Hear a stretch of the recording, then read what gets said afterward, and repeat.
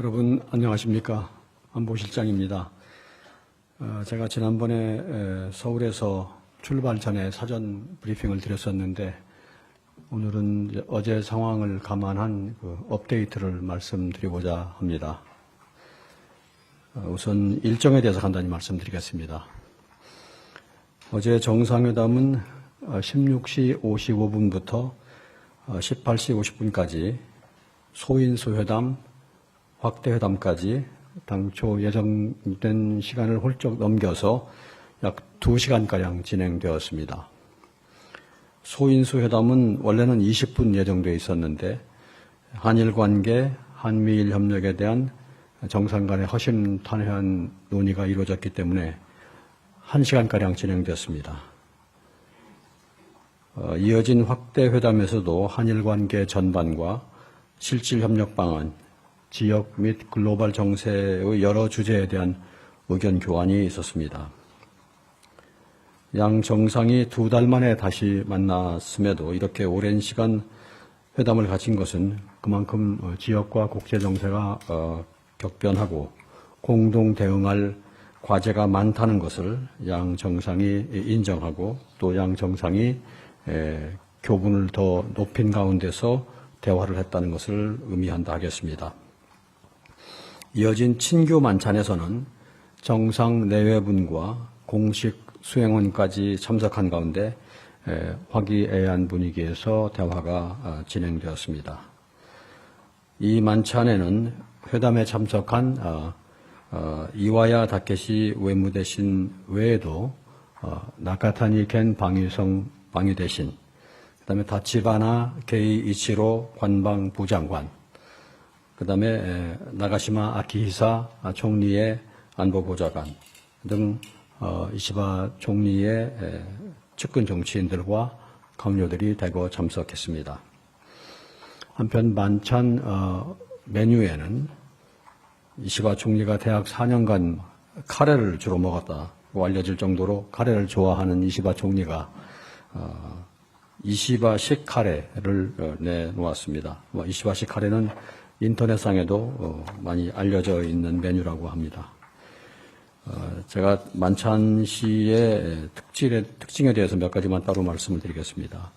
만찬에 참석해 보니 일본 측이 이 만찬을 통하여 한국을 배려하려는 여러 모습들이 관찰이 되었습니다. 우선 한국과 관련된 소재들이 많이 나왔는데 주류로 안동소주를 내놓았고, 안동소주와 이시바 총리의 고향인 도토리 현의 맥주를 이렇게 두 병을 나란히 배치함으로써 한일 간의 어떤 협력과 화해를 이렇게 화합을 말하는 것처럼 보였습니다. 그 외에도 요리 중에 안동 찜닭도 나왔고요. 처음에 보면 다양한 찬 전체가 조금씩 나왔는데 그 중에 한국식 장어구이도 있었습니다. 한국식 장어구이는 장어구이 위에 김치를 이렇게 고명식으로 놓아서 좀 특이한 요리를 만들었었습니다. 한국식 씨위드, 해조류도 있었습니다. 그리고 아마 우리 대통령님께서 복숭아를 좋아하신다는 말을 들었는지 일본의 오카야마산 백도도 서브가 되었습니다. 그리고 대화 중에 안동의 관광 명소들 사진을 이렇게 내놓고 그걸 주제로 하회마을이나 도산서원이나 원령교 등에 대한 대화들이 이어졌습니다.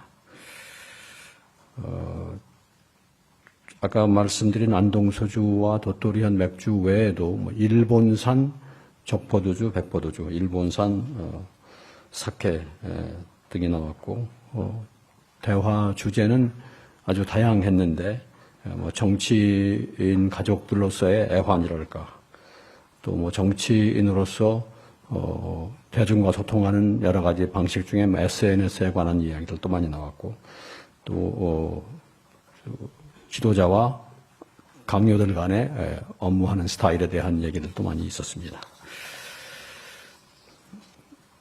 그리고 그 다음 일정으로는 만찬 끝난 후에 정상 내외분만이 2+2식으로 장소를 옮겨서 친교 시간을 가졌습니다. 그 장소는 만찬은 1층에서 하고 이제 그 층이 다른 곳이고 일본식 그 다다미 방이 있는 일본 말로는 화실이라고 합니다. 거기서 두 분께서 식후주를 하시고 친분을 더욱 돈독히 하였다고 알고 있습니다. 방일에 대한 종평을 말씀드려 보겠습니다. 첫째로 취임 후 2개월 만에 일본을 방문함으로써 셔틀 외교의 조기 복원을 하였습니다. 회담 직후 일본 언론에서도 한국의 보수 정권에서도 전례가 없기 때문에 전혀 예상하지 못했다 하는 일본 정부 관계자의 발언이 있었습니다. 일본 언론 중에서는 기쁜 서프라이즈다, 플레센트 서프라이즈다 그런 표현도 있었다고 보았습니다. 둘째로 일본과 미국을 연계 방문함으로써 한일, 한미일 협력 강화를 시현했다고 볼 수 있습니다. 그동안 한일 양국 관계가 좋지 않으면 미국이 주도해야 해서 한미일 3국 협력을 하도록 하는 경우가 많았는데 이번에는 우리가 주도해서 일본을 방문하고 미국을 이어 방문하는 모양이 나왔습니다. 일본 측은 이에 대해서 한일 관계를 중시하는 것을 알 수 있다. 또 이재명 대통령님의 전략관을 알 수 있다는 반응들을 보였습니다.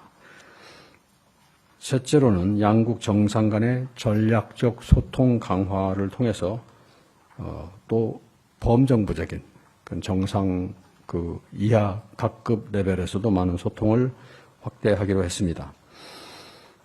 회담과 만찬까지 약 3시간 30분 동안 양 정상이 다양한 주제로 대화를 했고 10월 말 APEC 계기에 일본 총리의 방한, 또 올해 한일중 3국 정상회의의 일본 개최 등 정상 간의 다양한 교류가 더 예정되어 있습니다. 그리고 정상 간에는 수소라든가 AI 등 첨단 기술 분야 등 경제 분야 협력에 대해서 많은 논의가 있었습니다.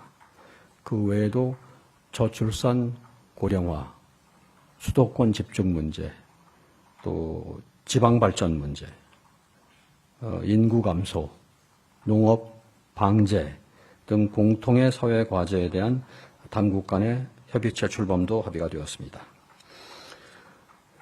넷째로 말씀드릴 수 있는 것은 정상 간의 개인적인 교분과 신뢰가 높아졌다는 것입니다.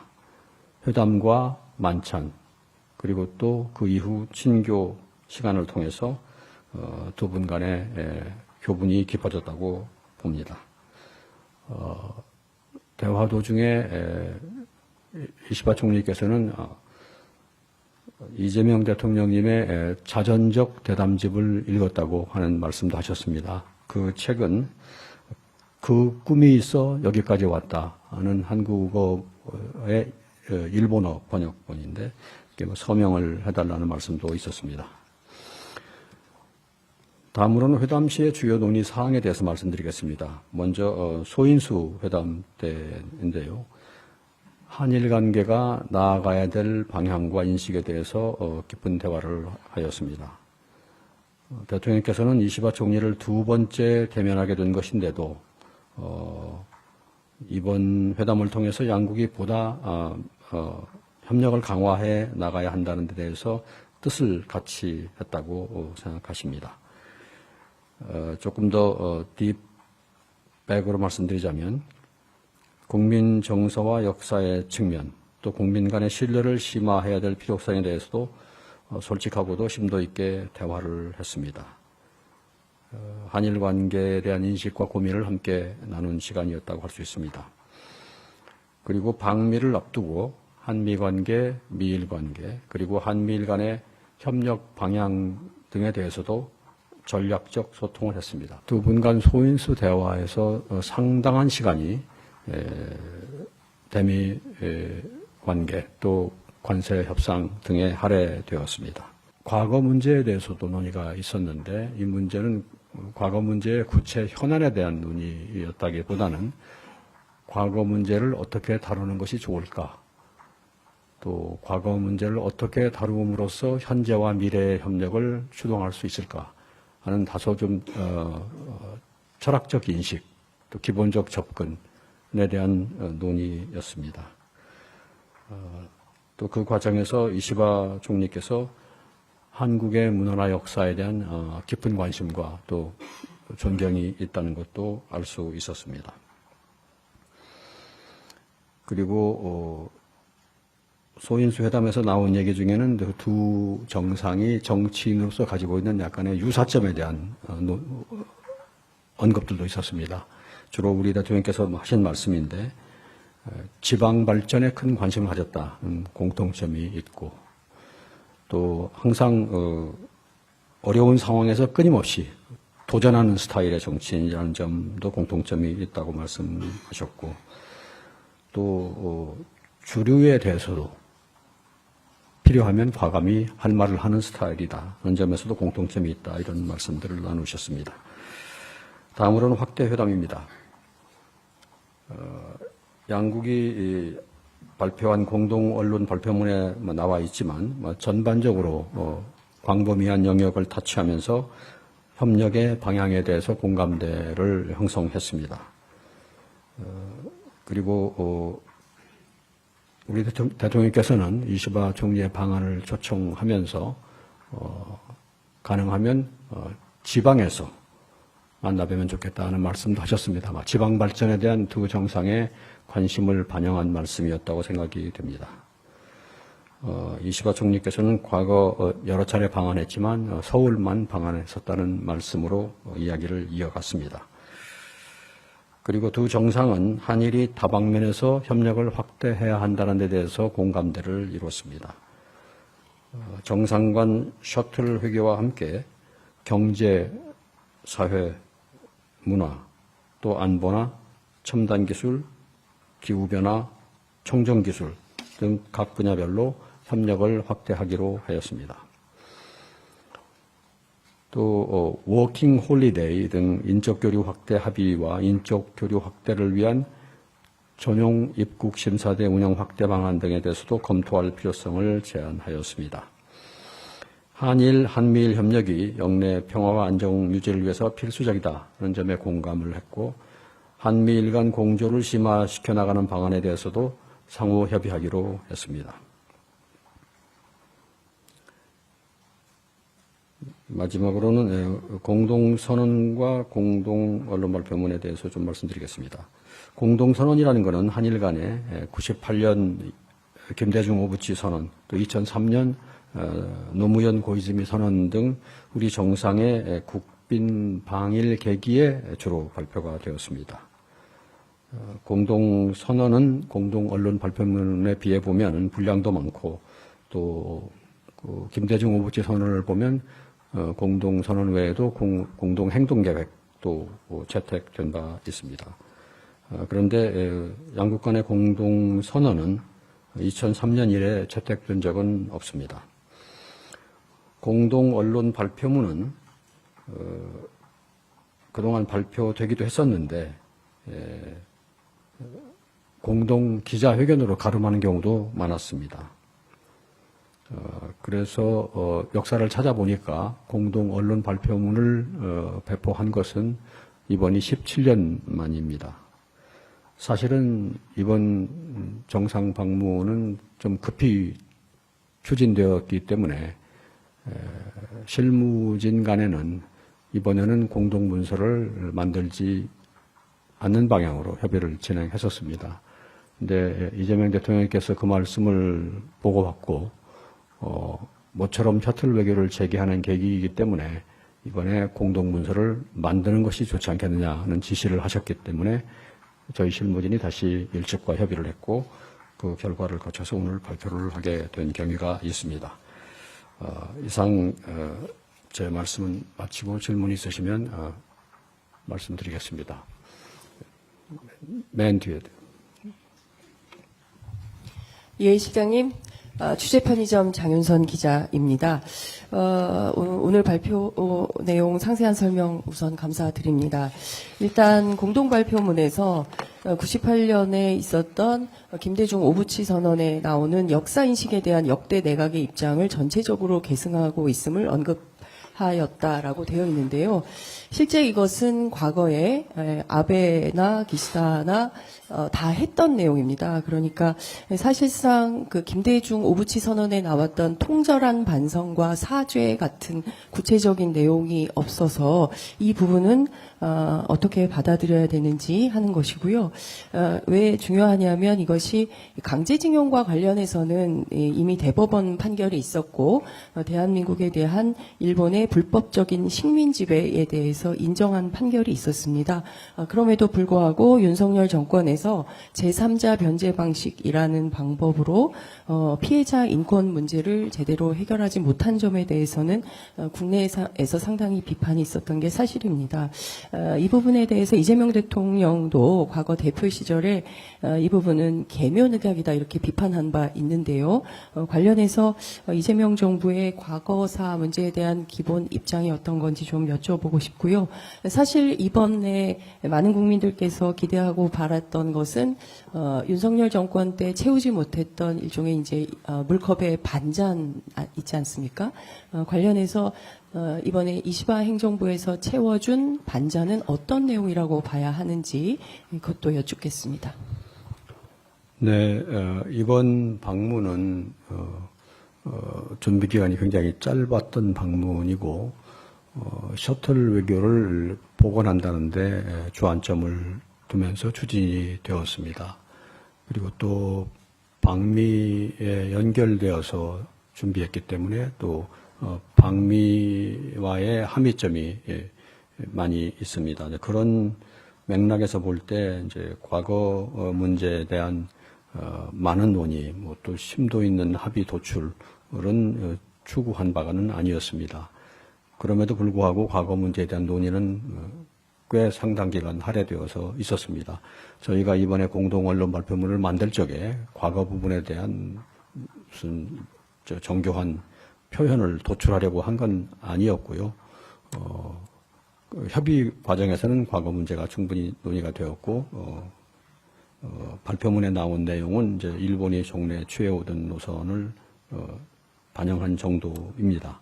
중요한 것은 두 정상이 과거 문제에 대해서도 많은 논의를 했다는 것이고 그 논의의 주안점은 우리가 이 문제를 과연 어떻게 어드레스해야 하느냐, 새로운 이재명 정부와 이시바 정부가 앞으로 어떻게 이 문제를 풀어나가는 것이 좋으냐 하는 기본적 접근에 대한 아까 말한 대로 철학적 접근 논의를 많이 했다는 게 의미가 있다고 봅니다. 이 대통령님께서는 평소에 하시던 말씀을 다 충분히 하셨습니다. 과거 문제를 어떻게 해야 이 문제가 현재와 미래의 협력에 도움이 될 것인가 하는 입장을 개진했고요. 또 일본 측에서도 진솔한 반응이 있었습니다. 그 정도로 말씀을 드리겠습니다.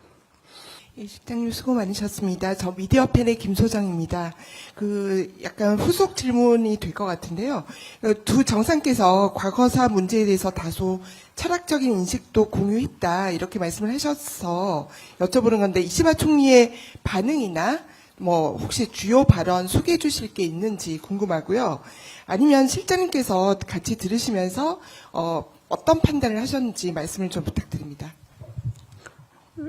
네, 충분히 대화가 있었고 또 건설적인 대화가 있었습니다. 제가 상대의 반응을 소개 다 드리기는 좀 어렵습니다. 일본의 밖으로 내놓은 입장은 지금 발표문에 나오는 그런 입장들이라는 걸 이해해 주시고요. 두 정상께서 얘기를 충분히 하셨습니다. 또 아시다시피 이시바 총리의 과거 문제에 대한 입장도 알려져 있습니다. 일본의 정치인 중에서 건설적인 전향적인 입장을 가지고 계신 분입니다. 그렇게 가름하겠습니다. 안녕하세요, 시장님. 저 한국일보 이성택 기자입니다. 아까 저희 브리핑에서 말씀해 주신 내용 중에서 소인수 회담에서 상당한 시간이 대미 관세 그리고 관세 협상 등에 할애됐다 이렇게 말씀해 주셨는데 구체적으로 어떤 얘기가 좀 오갔고 그것이 어떻게 공동 언론 발표문에 반영이 됐으며 그것이 이제 내일 모레 이제 한미 정상회담에 어떻게 적용될지 그게 한 가지 좀 궁금하고요.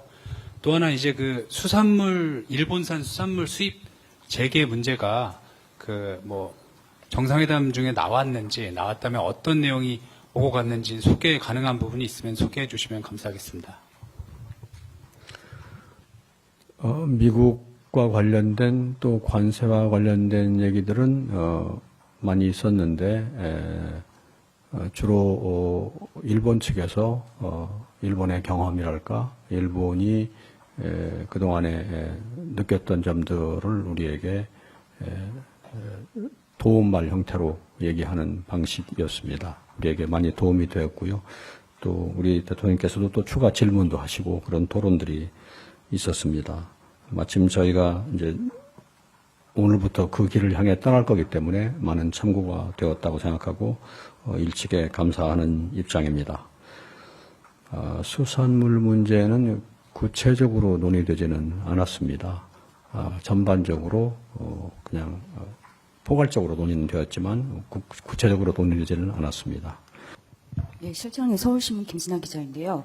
어제 이시바 총리가 공동 발표문 앞에서 말했을 때 저는 힘 또는 위압에 의한 일방적 현상 변경 시도에 대해서는 반대한다라는 뜻을 대통령에게 밝혔다고 했는데 이 공동 다시 한번. 예, 이시바 총리가 그 어제 공동 발표문에서 저는 힘 또는 위압에 의한 일방적 현상 변경 시도엔 반대한다는 뜻도 밝혔다라고 했었는데요. 이건 대통령한테 말씀하셨다는 건데 이게 일본에서는 러시아나 중국의 군사력 강화에 대한 경계로 이 해석되는 부분인데 여기에 대해서는 공동선언문 같은 데는 내용이 없었는데 여기에 대해서 대통령은 어떻게 입장을 밝히신 건지 좀 궁금합니다.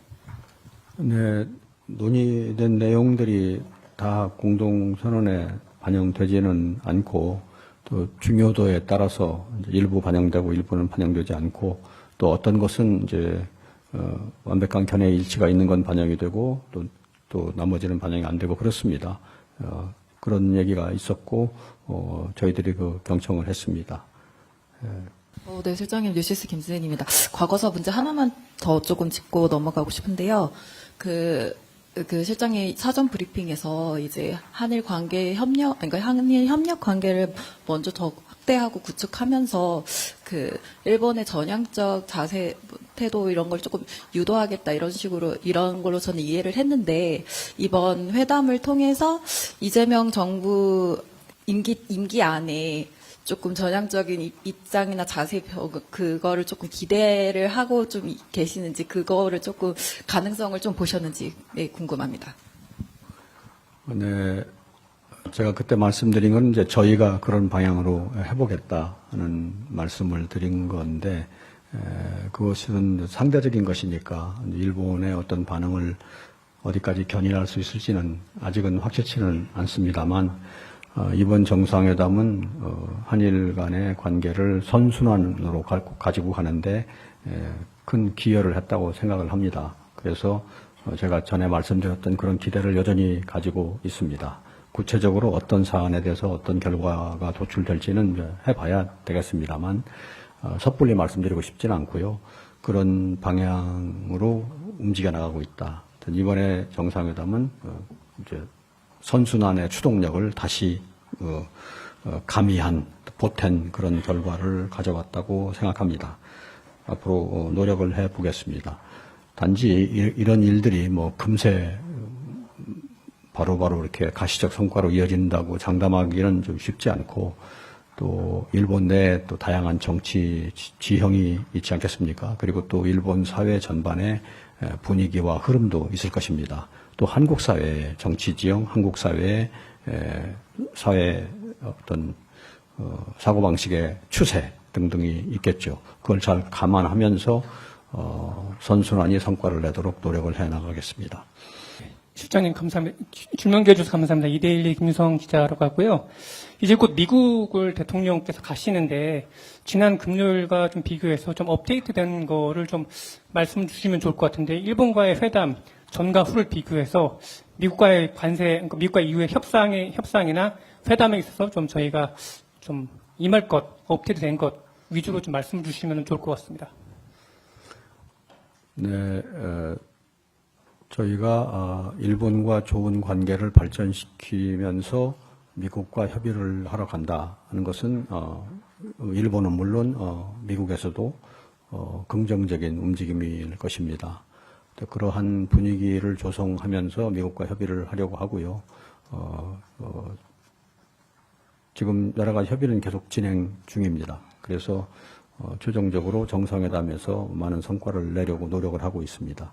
제가 구체적으로 더 이상 업데이트 해드릴 내용이 있지는 않습니다. 노력하고 있습니다. 네, 맨 뒤에. 네, 실장님 단기간에 준비하셔서 성과 내시느라 고생하셨습니다. 고발뉴스의 이상호 기자라고 합니다.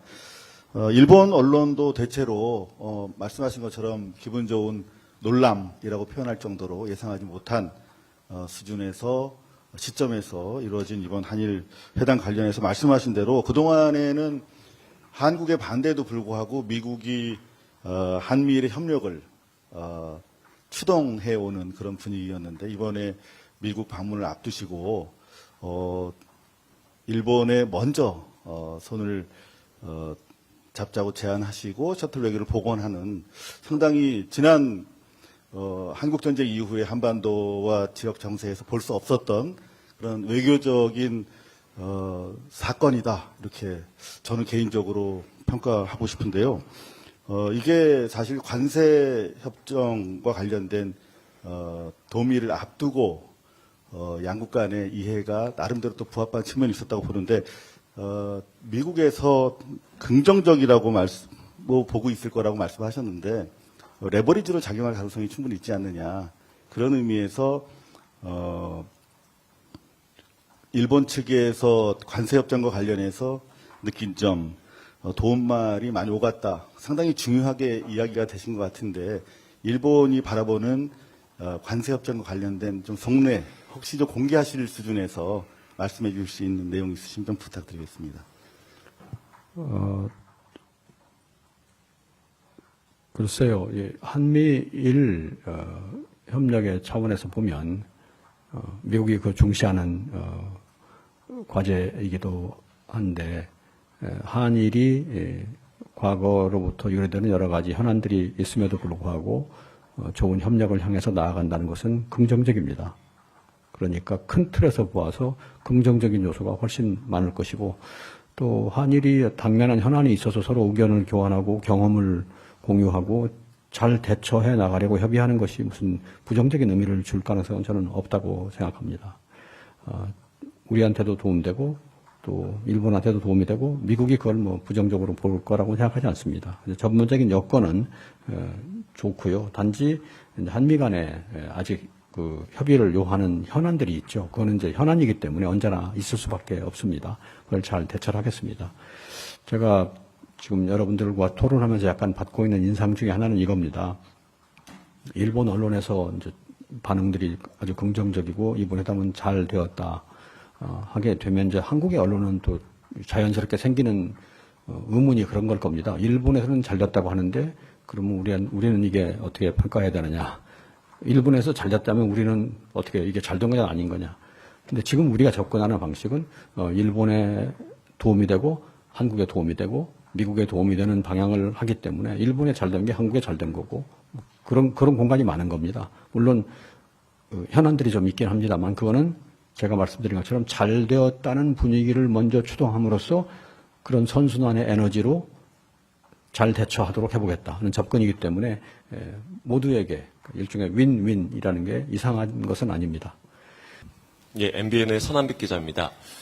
지금 트럼프 대통령과의 정상회담을 앞두고 이제 한일 회담이 열렸었기 때문에 혹시 이시바 총리가 앞서 트럼프 대통령과 만났던 그 경험을 바탕으로 한 조언 같은 걸 이재명 대통령에게 한 게 있었는지 혹은 트럼프 대통령의 스타일에 관한 무언가의 대화 이런 것들이 두 정상 사이에 오고 간 게 있었는지 좀 궁금합니다. 조언을 꼭 했다기보다는 이제 본인의 어떤 경험을 소개하신 정도고 이제 조언은 우리가 거기서 추출해야 하는 것인데요. 또 그런 경험들은 유용합니다. 근데 이제 그게 우리의 도움이 되도록 하려면 잘 또 우리가 판단을 해야 됩니다. 왜냐하면 나라마다 처지가 좀 다르고 또 정상 간의 회담이라고 하는 것은 또 정상 개개인의 어떤 개성이나 애고나 그런 거하고 관련이 되기 때문에 어떤 다른 나라의 어떤 경험이 그대로 우리에게 적용되지는 않습니다. 일반론화하기는 어렵습니다. 단지 좋은 참고가 될 정도입니다. 구체적으로 조언을 했다기보다는 경험을 공유하신 거고 그 다음 우리가 어떤 그로부터 조언이 도움이 될 만한 교훈을 추출하는 것은 우리의 몫이고 우리의 판단입니다. 제가 정상 두 분이 나누신 대화를 소개하기 좀 조심스럽습니다. 좋은 말씀 많이 들었습니다. 예, 아시아경제님 천령입니다.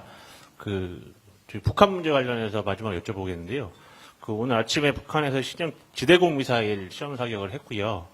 여기에 대해서는 일단 평가가 필요할 것 같은데요. 관련해서 공동 언론 발표문에 보면 한반도 평화와 북한 문제 협력 이 내용에 따라서 한반도의 완전한 비핵화 및 항구적 평화 구축에 대한 확고한 의지를 재확인했다고 하는데 이재명 대통령께서 요미우리 신문에서 밝히신 내용과 비교해서 좀 더 나아간 내용이 있는지, 동시에는 트럼프 대통령과의 회담에서 긍정적으로 사용할 수 있는 어떤 협의에 진전된 내용이 있었는지 이 부분에 대해서 질문드립니다. 네, 북한 핵 문제나 미사일 문제에 대한 논의도 있었습니다. 특별히 진전된 내용이 있었다고 보기는 어렵고 지금 현황에 대한 문제 인식을 공유했고요. 앞으로 또 어떻게 대처해야 되느냐에 대한 기본적인 의견 교환이 있었습니다. 특별히 새로운 것이 있었지는 않습니다. 그리고 지금 여기 나온 내용들은 이재명 대통령께서 언론 인터뷰 때 말씀하신 내용하고 다 맥을 같이 하는 것들입니다. 중앙일보 오현석 기자입니다. 이번 양국 공동 언론 발표문 보면은 사회 분야 협력이 많이 이제 강조가 된 것 같은데요. 기존 협상에서는 경제나 안보 분야인데 저출산 고령화 같은 사회 분야의 협력을 하기로 한 계기나 이제 과정을 좀 간단히 말씀해 주시면 좋을 것 같고요. 그리고 이시바 총리가 기자회견에서 차관 전략회의를 조기 개최한다는 언급을 이제 했던 것 같은데, 이거는 이제 어떤 분야 관련해서 이제 좀 논의가 진행되는 건지 설명 좀 부탁드리겠습니다. 경제 분야 협력 논의가 많이 있었고요. 그런데 또 사회 분야 얘기도 또 꽤 나왔습니다. 그렇게 된 배경에는 두 정상이 공통으로 문제의식을 가진 사회 분야 이슈가 많았기 때문입니다. 대표적인 사례가 이제 지방 발전 문제입니다. 똑같은 주제를 얘기하는데 우리는 지방 균형 발전이라고 얘기하고 일본은 지방 창생 이렇게 얘기하고 그랬습니다. 그래서 공동의 주제가 있었고 그 외에도 저출산 문제, 고령화 문제, 심지어는 자살률 문제, 우리가 안고 있는 문제입니다. 우리가 OECD의 1위라는 좀 그런 어려운 난제를 안고 있는데 일본도 4위라고 합니다. OECD에. 우리보다는 낮지만 그래도 일본도 여전히 문제를 안고 있는 거고. 그래서 사회 분야 얘기가 많이 나왔습니다. 두 정상의 주 관심사이고 이시바 총리도 아마 정치인으로서 이 문제를 오래 화두로 삼고 있었던 것 같습니다. 그래서 나온 얘기고요. 차관급 전략회의는 전체적으로 한일 간의 정상을 포함한 각급 레벨의 소통과 전략적 대화를 늘려보자는 차원에서 나온 말입니다. 그래서 여러 영역에서 지금보다 좀 업그레이드를 하거나 논의의 급을 올리거나 논의의 심도를 높이거나 하는 얘기들이 많이 나왔습니다. 그래서 그 맥락에서 나온 거고요. 그 중에서 저희가 이제 우선순위에 따라서 어떤 건 올리고 어떤 건 좀 미루고 이렇게 할 겁니다. 맨 뒤에부터. 실장님 안녕하세요. 일본 만심의 후쿠오카라고 합니다. 어젯밤에 일본 외무성 브리핑에 따르면 잠시만요. 일본 수산물 수입 문제에 대해 이시바 총리가 그 정상회담에서 과학적 근거를 바탕으로 양국 잘 소통하고 협력하자고 이렇게 말씀하셨다고 그 일본 쪽 브리핑에서 이런 설명 나왔습니다. 이것에 대해 이 대통령께서 어젯밤에 한국의 기본적인 입장을 말씀하셨습니까? 아니면 다른 얘기 하셨는지 좀 궁금해서 설명 주시면 좋겠습니다. 감사합니다. 아까 그 문제에 대해서는 제가 구체적으로 세부적으로 다뤄지지는 않았다 이렇게 말씀을 드렸습니다.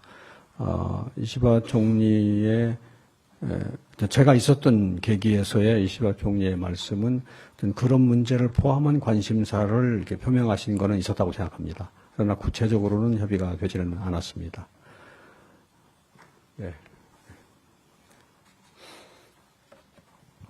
그러니까 그 나머지 다른 계기에서 어떻게 됐는지는까지는 모르겠는데 제가 없었던 계기는 이제 마지막 그 친교하는 그 만찬 이후에 시간에서는 어떻게 됐는지 제가 그건 모르고 있습니다. 네, 실장님 고생 많으십니다. YTN 강진원입니다. 저는 앞으로 예정된 한미 정상회담 관련된 질문을 좀 드리고 싶은데요.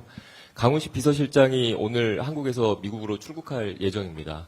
안보실장님 그리고 정책실장님 포함해서 이른바 대통령실 3실장님이 모두 한국을 비우는 건 이례적이라는 평가가 많은데 강훈식 비서실장께서 이렇게 미국으로 갈 만큼 한미 정상회담 의제 조율이 잘 되지 않고 있는 건지 강 실장님이 미국으로 가신 이유가 배경이 뭔지가 좀 궁금하고요. 이제 다가오는 한미 정상회담 때 어떤 의제들이 주로 다뤄질 것으로 예상되시는지 현재 조율 상황은 어떤지에 대해서 한번 설명을 부탁드리겠습니다. 한미 정상회담의 큰 주제는 제가 지난번에 사전 브리핑에서 말씀드렸지만 경제 통상 분야를 이제 안정화시키는 겁니다. 어떻게 스테빌라이즈 하느냐. 그다음에 또 동맹 관계를 어떻게 현대화하느냐. 어떻게 모더나이즈 하느냐. 그러면서도 그런 일에 집중하면서도 또 하나 새로운 영역, 협력 영역을 어떻게 개척해 가느냐. 또 어떻게 근데 뉴 호라이즌을 익스플로어 하느냐. 그런 세 가지 주제 하에 있습니다. 여전히 첫 번째 안정화시키는 문제, 현대화시키는 문제에 대한 논의들이 진행됩니다. 의제 조율이 안 된다. 그래서 우리가 지금 어떻게 한다. 그런 차원은 아닙니다. 진행되고 있고요. 저희가 이제 정상회담을 할 타이밍쯤 되면은 조율이 될 걸로 기대합니다. 그렇게 말씀드리겠습니다. 그거는 나중에 말씀드리는 게 나을 것 같습니다. 예. 자, 그러면 여러분 또 오늘은 이 정도 하고 이어지는 정상 외교 과정에서 또 말씀드릴 기회를 갖겠습니다. 고맙습니다.